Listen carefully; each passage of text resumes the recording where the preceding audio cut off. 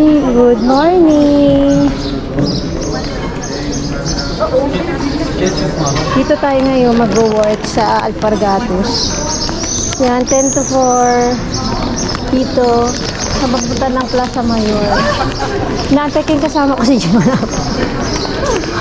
Saan ba yan? Ito maliit na tenda lang ng sapatos yan. Alpargatos.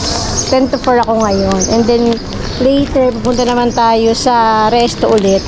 May pang umaga tayo. Makatoka tayo dun ngayon. Yun lang. Hello guys! Ayan, welcome back again. Pagod na ako. Kalalabas ko lang sa trabaho. Kanina pala. Doon pala sa Sol. Hindi pala ako nakatoko ngayon sa Carmen. Sa Postas ako. So, andito na ako sa palasyo. Alam nyo naman, pagka pang umaga ako, dito bagsak ko paghapon. Kahit gusto ko nang naantok na kasi ko eh. Kasi kagabi, kahapon, panghapon pala ako. 5 to 12 yung schedule ko. Tapos kanina naman, 10 to 4. So, ilang oras na yung tulog ko. So, andito na ako. Kahit gusto kong matulog. Gusto ko sana magpahinga sa bahay eh. Kasi bukas pang umaga na naman ako. Wala na naman ako time na makapagpahinga. Kaso nga wala siyang kasama ngayon. Kaya kailangan, wala, no choice. Kailangan ko talaga dito tumulong. Tignan natin si Jan kung anong nangyari.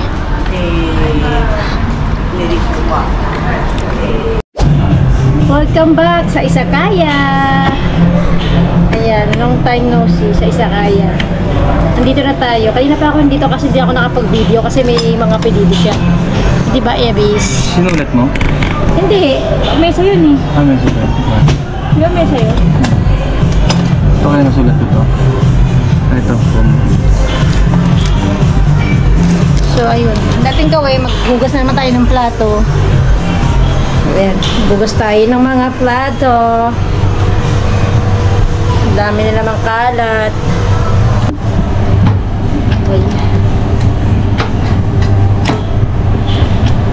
Gusto ko na palitan itong GoPro eh.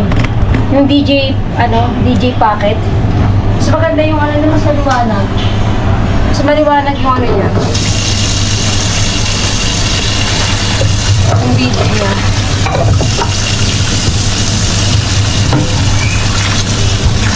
Nakakatawa naman yung kukuha dito sa katabi namin. Di ba bakante na to?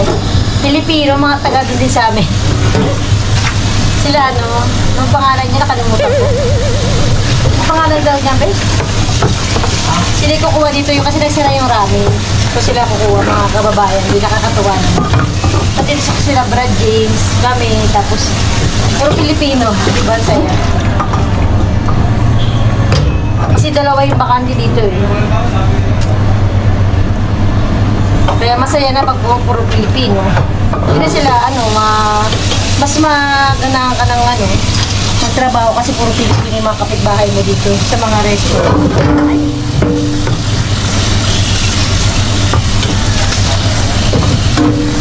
Ang init ngayon sa labas, sakit sa ulo.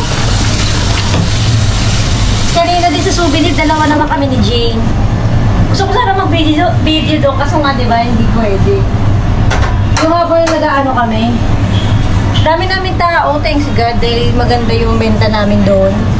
Sa souvenir, dahil malaki yung benta namin. Tinao kami. At dalawa naman kami, kaya okay lang. Yun nga lang talaga yung eskalera din. May eskalera din kasi doon eh. Lahat ng tienda, lahat ng souvenir namin, may eskalera, kaya nakakatawa. Lukar talaga susuko sa mga eskalera. Lalo na ako nag-exercise pa ako, di ba?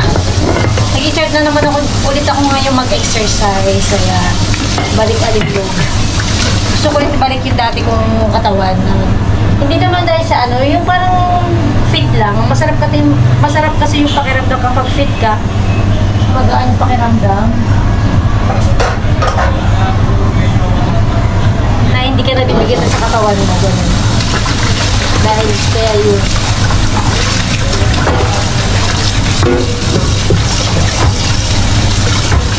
Tapos bukas naman, Lunes, loobin. Punta na naman ako dito. Basta pag pang-umaga ako sa souvenir, pupunta ako dito kapag wala akong ibang gagawin. punta ako doon. Kasi wala man siyang kasama eh. Kailangan siya tulungan.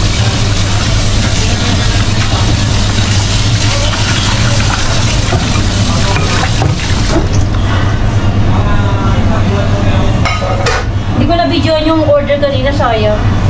Yung mga yakiniki doon, yako doon, saka ano, katsu doon, mga Japanese food. Yung mga benta sa kanya. Kahapon wala ako dito kasi kasama siya sa kapanghapon niya ako kahapon. 5 to 12 sa alpargato siya, kaya masakit talaga yung paa ko kakababa akyat sa sa stock room namin. Pagkukuha ka ng sapatos doon, aakyat baba ka, hindi ko talaga nakakapagod. Akyat baba.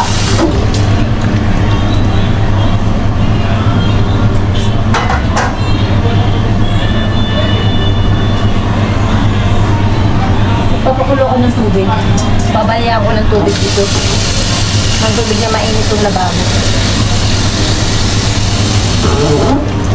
Ay, kabukas yung rin.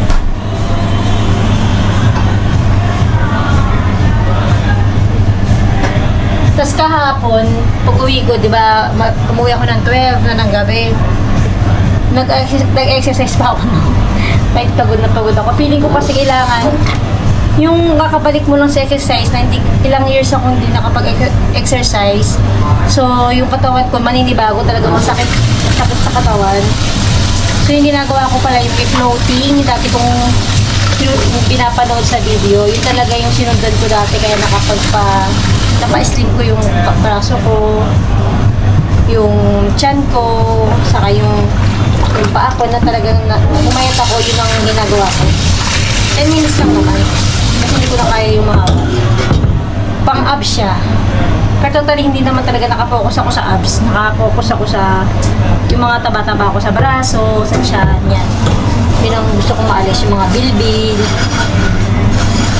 So, yun nga, pagka uwi ko sa bahay kahapon, kahit pagod na yung paa ko, na-exercise pa rin ako. Inisip ko kasi feeling ko parang kailangan sa one day, makapag-exercise ako, ma-straight ko siya ng 2 weeks challenge kasi yun. So ngayon, uwi ka naman kami ng gabi. Magtali ako pag uwi ko mamaya, nakapag-exercise. Pero hindi ko alam kung tama ba yun.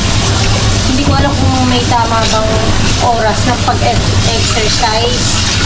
Kasi noon ako yung nakapag-diet ako nung year back 2022. Kahit sa gabi, nag-exercise ako. Saka talagang totally, ko nun, serious talaga ako sa talagang kinarir ko talaga yung pagka-diet noon. As in, yung ngayong 46 kilo na lang ako ngayon. Noon talagang nag-serious talaga ako mag-diet, 41 kilo lang ako. Sobrang payat ko. Sobrang payat ko noon. Kaya gusto ko bumalik yung ganun. Hindi naman sobrang payat. Yung mabawasan yung mga alam mong kailangang tanggalin.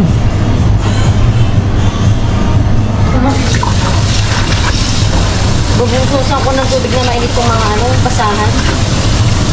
Saka yung mga kutsara. Braso niya. Tapos kahapon, kailan ba yun? Nung Saturday? Friday pag uwi ko, pag umaga ako, hindi na ako nagpunta dito kasi nga may kasama siya. Ang ginawa ko nila, pag uwi ko ng 5, nagpahinga ng onte, tapos nag-vacuum ako ng 7 ng gabi yata o 8. Kasi maliwanag pa naman yun ganun kasi ako pa nakikita ko yung bahay namin na parang dumi. Hindi ako palagay pag madumi yung bahay namin. So para makakakila lang ako kapag nakita kong malinis yung swelo, walang mga buhok. Ganun ako. Mas nagkakaroon ako ng peace of mind kapag nalinis ko na lahat. Basta yung swelo natin, walang buhok. Yun ang importante sa akin. Matanggal ko yung mga buhok sa swelo.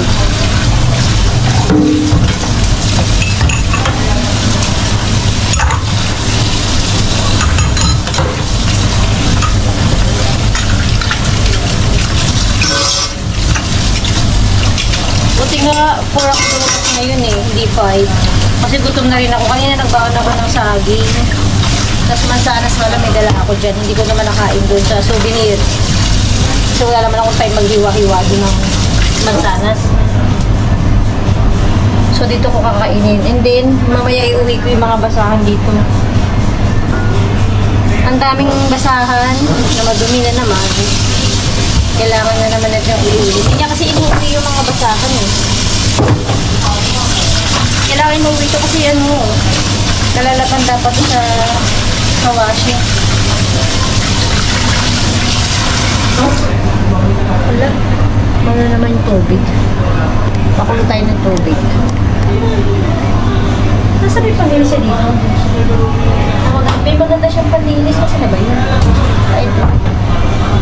Kaya, ugasan muna natin to. Babalihan ko ng tubig itong mga to. Tubig na mainit itong mga... Ayoko kasi na mamantika. Ang dumi ng basahan, be, ah.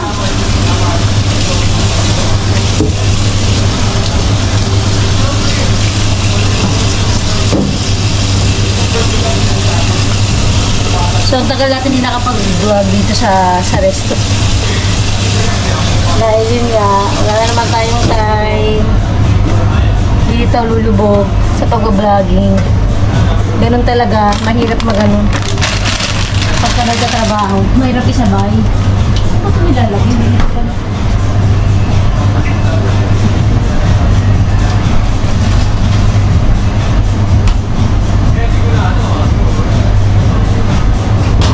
Ayun siya nakipagdaldalan siya ano. Nakipagdaldalan.